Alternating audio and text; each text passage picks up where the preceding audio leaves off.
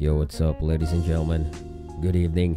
Ilang araw na lamang po at malapit na po ang October 9, 2022. Ngayon na po yung darating na linggo sa may Parañaque mga kaibigan, kung saan masasaksihan na po natin ang debut amateur fight ni Michael Pacquiao, pangalawang anak po ng ating nag-iisang 8th Division World Champion at former Senator Boss Manny Pacquiao mga kaibigan. Isa din po sa mga abangan po natin sa main event sa professional ay si Paradero versus Vince Paras.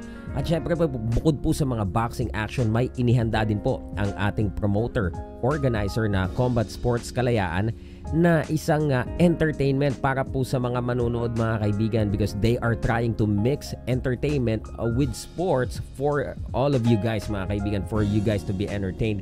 Syempre po kinuha po natin dyan si JP Bakalan, ang chorus singer po ng isang awitin nila Sir Glock 9 at ni Price Tag. At syempre pa, nandito din po ang isang international rapper na si Menon. So abangan nyo po yan. And of course mga kaibigan, you know who it is.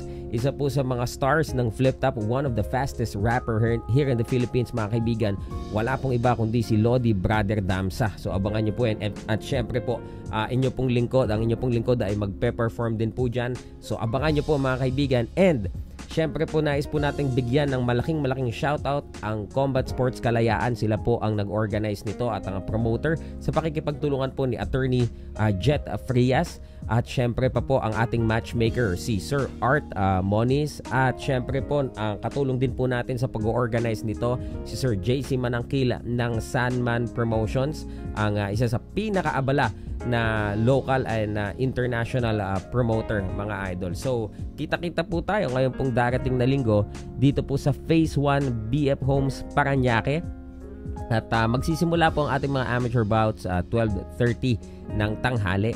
And ongoing po yan hanggang sa laban ng mga professionals mga kaibigan, ano ho.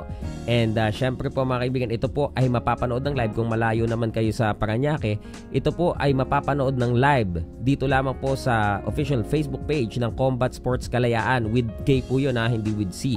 So Combat Sports Kalayaan official Facebook page, paki-search po yon, and dun nyo lamang po ito mapapanood ng live.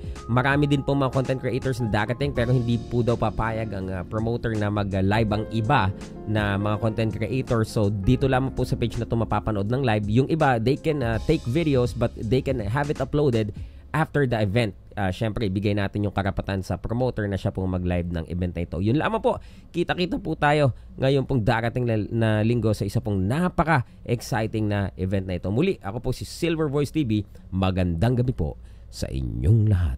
Oh yeah!